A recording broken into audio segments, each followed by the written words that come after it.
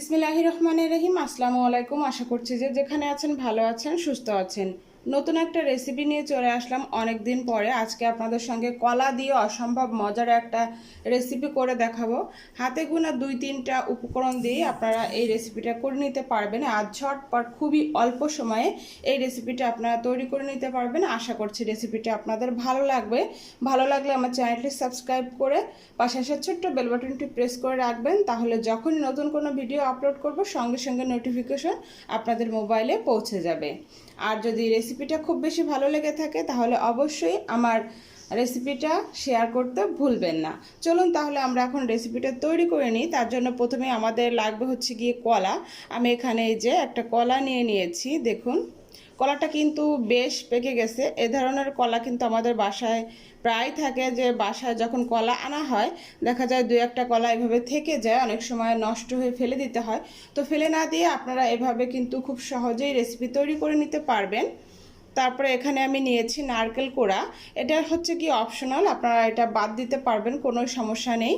তারপরে এখানে আমি নিয়েছি চিনি, আর এখানে লাগবে হচ্ছে কি আটা বা ময়দা, আপনারা যেটাই ইউজ করবেন না কেন সেটা দিয়েই কিন্তু খুব সুন্দরভাবে রেসিপিটা তৈরি করতে পারবেন। এখন আমি যেটা করব, প্রথমেই হচ্ছে কি কলাটাকে আমি ছিলে নিব। প্রথমেই আমি কলাটাকে ছিলে নিচ্ছি।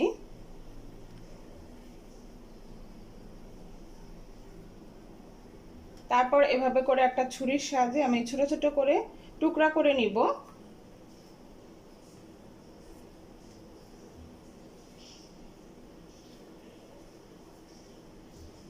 খুবই অল্প সময়ে ঝটপট এই রেসিপিটা তৈরি করে নেওয়া যায়।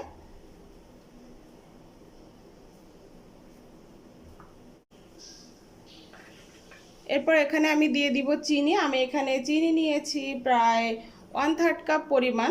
1/3 কাপ পরিমাণ থেকে একটু কম হবে হয়তোবা। চিনিটা দিয়ে দিলাম। মিষ্টিটা হচ্ছে আপনারা আপনাদের পছন্দ মতো দিয়ে দিবেন। এখন এটাকে আমি এভাবে করে কলাটাকে এভাবে করে আমি খুব ভালোভাবে ম্যাশ করে নিব।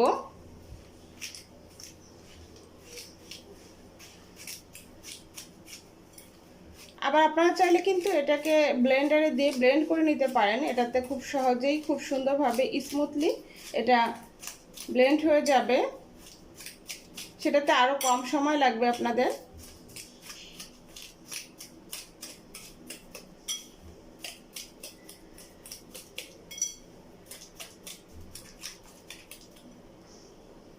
আমি এখানে লবণ দিয়ে দিব যতটুকু সম্ভব। এখানে আমি এই যে কলাটাকে ম্যাশ করে নিয়েছি, চিনির সঙ্গে মিশিয়ে নিয়েছি, যতটা সম্ভব হয়েছে আর কি আমার পক্ষে। এখন এখানে আমি দিয়ে দিব নারকেল কোড়া। আমি এখানে বেশ কিছুটা নারকেল কোড়া দিয়ে দিচ্ছি। নারকেলটা দিলে এটা খেতে অনেক বেশি মজার হয়ে থাকে। এখন এখানে আমি দিয়ে দিচ্ছি হচ্ছে গিয়ে এই যে এখানে আমি আটা ব্যবহার করেছি, আপনারা চাইলে ময়দা দিতে পারবেন।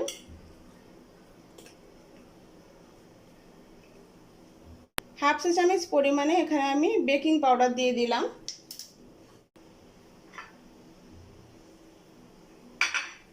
তাহলে ফিরে আসছি, সবটা খুব ভালোভাবে আমি মিক্স করে।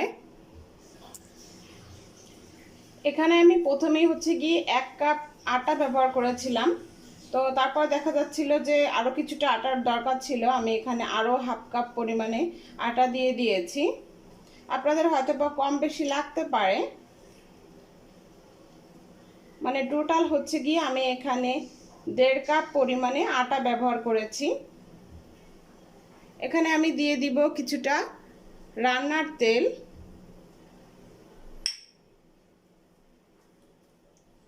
তেলটা দিয়ে খুব ভালোভাবে মিশিয়ে নিচ্ছি।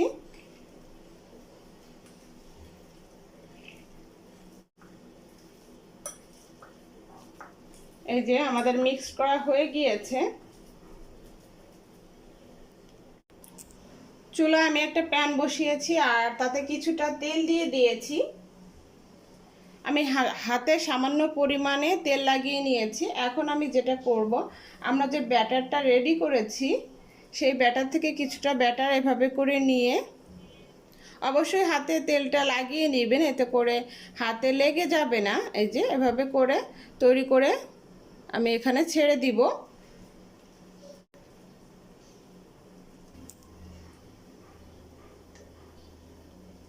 এই যে এখানে বেশ কয়েকটা আমি দিয়ে দিলাম। এখন এগুলাকে আমি মিডিয়াম আঁচে ভেজে নিব। একটা পাশ যখন ভাজা হয়ে যাবে তখন আমরা উল্টে দিব।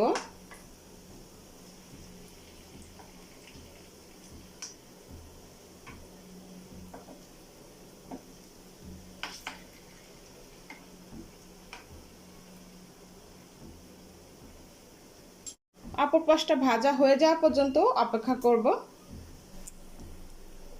খুব সুন্দর কালার করে আমি এই যে এখানে উল্টে পাল্টে ভেজে নিয়েছি। এখন তেল ঝরিয়ে এগুলো আমি তুলে নিব। দেখে নিশ্চয়ই বুঝতে পারছেন কতটা সুন্দর হয়েছে। একইভাবে সবগুলাই আমি রেডি করে নিব।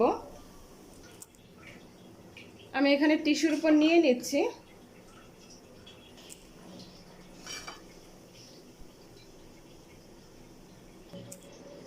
আশা করছি আমার আজকের এই সহজ রেসিপিটি আপনাদের খুবই ভালো লেগেছে। ভালো লেগে থাকলে প্লিজ একটা লাইক দিয়ে উৎসাহিত করবেন। আজকের মতো এ পর্যন্ত।